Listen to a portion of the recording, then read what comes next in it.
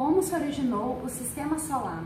O Sistema Solar surgiu a partir de uma nebulosa, que era uma nuvem de gás e poeira em rotação lenta, onde através de condensação dessa nuvem surgiram os planetas, Lua e outros corpos celestes que passaram a girar em torno do Sol.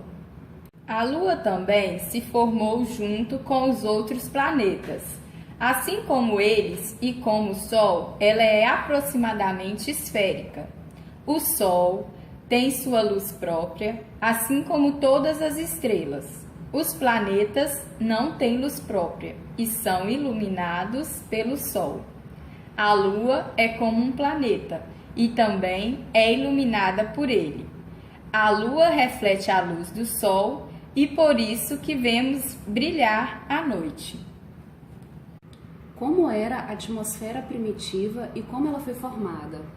A atmosfera é o nome dado à camada gasosa que envolve os planetas. No caso da atmosfera terrestre, ela é composta por inúmeros gases retidos por causa da força da gravidade e do campo magnético que envolve a Terra. No início da formação do planeta Terra, a atmosfera era composta basicamente por gases metano, amônia, nitrito, vapor de água e dióxido de carbono, resultante das constantes erupções e colisões na superfície inóspita da Terra primitiva, além dos que eram expelidos pelas rachaduras nas crostas terrestres. A atmosfera terrestre é dividida em algumas camadas de acordo com a variação das transições de temperatura e distância. Atmosfera, troposfera, estratosfera, mesosfera, termosfera, exosfera. Como ocorreu a evolução da atmosfera primitiva para a atmosfera atual? O arrefecimento da Terra provocou a condensação do vapor de água, tendo a chuva originado os oceanos e dissolvido grande parte do dióxido de carbono. Dióxido de carbono e vapor de água passaram assim a ser gases vestigiais na atmosfera. Também o metano e o amoníaco praticamente desapareceram, destruídos por ação da radiação solar. Ao mesmo tempo, iniciou-se a formação do oxigênio O2, por ação das radiações UV vindas do Sol e devido ao fato da atmosfera atual não oferecer ainda nenhuma proteção a estas. A água transformou-se em oxigênio e hidrogênio. Este último acabou por escapar para o espaço, pois é constituído por moléculas muito pequenas que conseguiram escapar à gravidade da Terra. A água existente no estado líquido permitiu a fotossíntese das cianobactérias, os primeiros seres capazes de sintetizar a matéria que o constitui a partir de água e dióxido de carbono. A quantidade de oxigênio na atmosfera foi aumentado sucessivamente a partir da fotossíntese de seres vivos mais complexos que as cianobactérias. A fotossíntese é o processo realizado pelas plantas para que haja produção de energia necessária para que possam se manter vivas. O processo da fotossíntese acontece quando a água e os sais minerais são retirados do solo através das raízes da planta e acaba percorrendo pelo caule até as folhas em forma de seiva, que é chamada de seiva bruta. A folha absorve a luz do sol através da clorofila, substância que dá a cor verde das folhas das plantas. A clorofila e a energia solar possuem o papel de transformar os outros ingredientes em glicose. O processo de formação da glicose ocorre através de uma reação química ocasionada pela transformação da energia solar em energia química. A substância obtida acaba sendo conduzida pelos canais existentes para todas as partes do vegetal.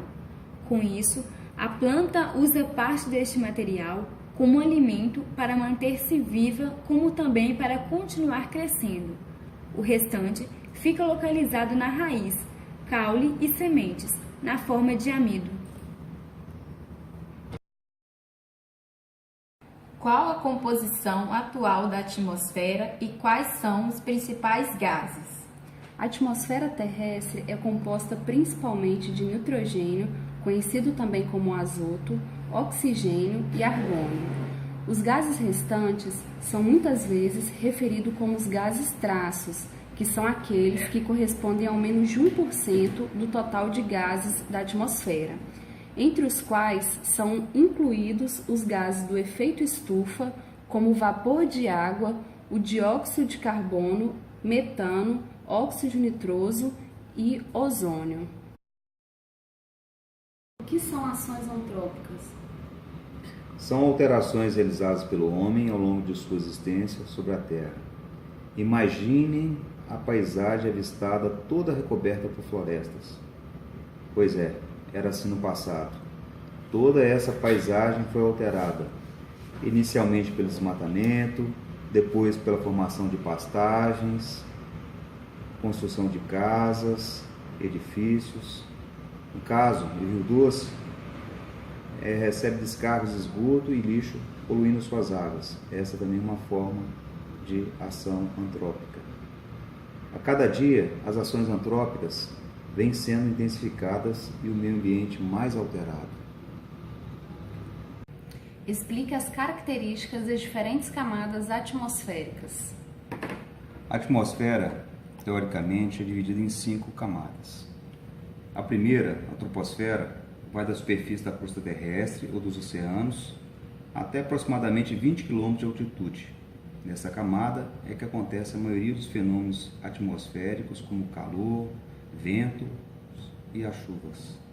Quase toda a interação entre os seres vivos ocorre nessa camada. A camada próxima aos polos do planeta é menos espessa, em torno de uns 8 km. A segunda camada é a estratosfera, fica acima da troposfera e vai até aproximadamente 50 km. A camada de ozônio está inserida em tal camada, situando-se entre os 20 e 50 km. Tem aparência de espaço sideral, com temperaturas abaixo de 50 graus centígrados. A terceira camada é a mesosfera, situa-se aproximadamente entre 50 e 80 km acima da superfície da Terra ou dos oceanos. Há até algumas correntes termais, nuvens muito altas formadas por cristais de gelo. Lá os gases ficam muito raros. A maioria dos meteoros se vaporiza nessa região. A sua fronteira com a termosfera é a parte mais fria da atmosfera. A quarta camada é a termosfera, ou também chamada de ionosfera. É a camada mais extensa da atmosfera. Situa-se aproximadamente entre os 80 a 640 km da superfície da Terra ou dos oceanos. É nessa faixa ou camada que se encontram as nuvens que brilham ao refletirem a luz do Sol. Camada essa onde o ar é muito rarefeito, ou seja, onde não há quase nenhum gás. As temperaturas podem atingir até os 1000 graus, já que tem uma atividade solar intensa. A última camada, chamada de exosfera, situa-se entre 200 e 1000 quilômetros, dependendo da atividade solar. Camada onde os ônibus espaciais costumam voar, onde também está a Estação Espacial Internacional, satélites de comunicação, enfim, limita-se com o espaço sideral. Na exosfera ocorre o fenômeno da aurora boreal, causado pelo choque do plasma solar com partículas da atmosfera após o contato com o campo magnético da Terra. Importante dizer que é uma linha teórica chamada linha de Kármán, estabelecida pela Agência Espacial Americana, definindo o espaço sideral acima de 122 km, acima do nível do mar ou da crosta terrestre. Qual das camadas atmosféricas é a região de estudo sobre a poluição do ar? Há 2 camadas importantes, muito estudadas. A primeira é a troposfera, local onde ocorrem as interações climáticas com o planeta. Essa camada é mais afetada pelo homem em virtude da proximidade com a Terra, onde os principais poluentes são derivados de automóveis e indústrias. Neste caso, as consequências para o homem vêm de forma de chuva ácidas e nevoeiros fotoquímicos.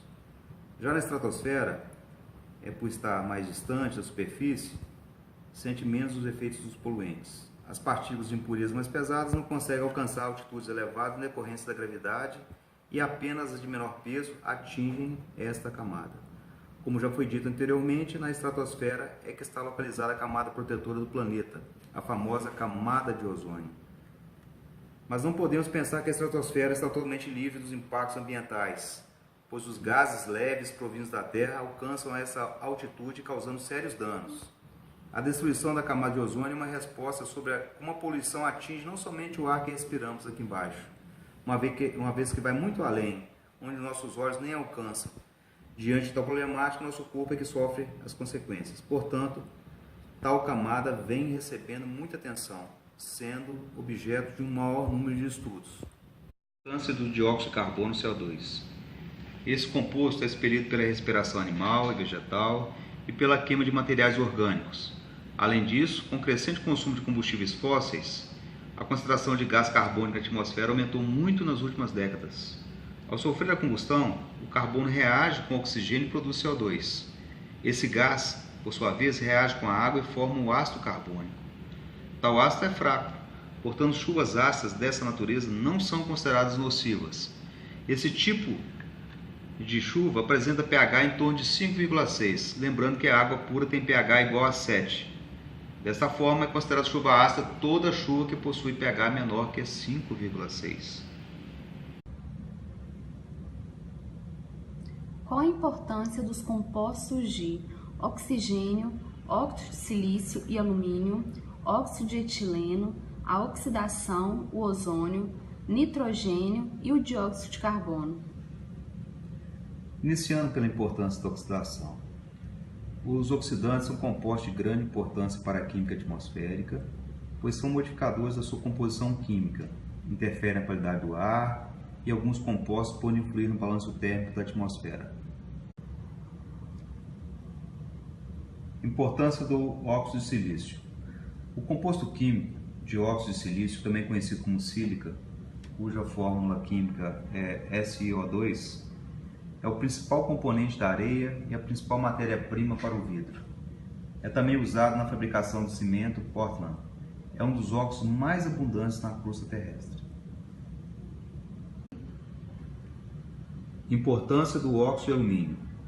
O óxido de alumínio, Al2O3, é um composto químico de alumínio e oxigênio conhecido como alumina, um nome usado frequentemente pelas comunidades mineiras, de cerâmica e das ciências dos materiais.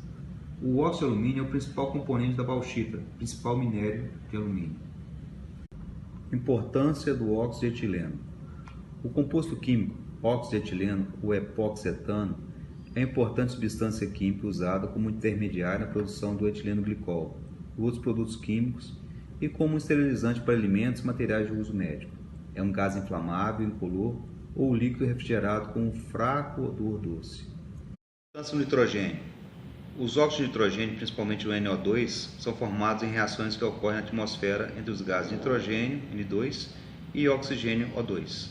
Eles conseguem energia de ativação, que é uma energia alta, para a reação por meio de raios de tempestades.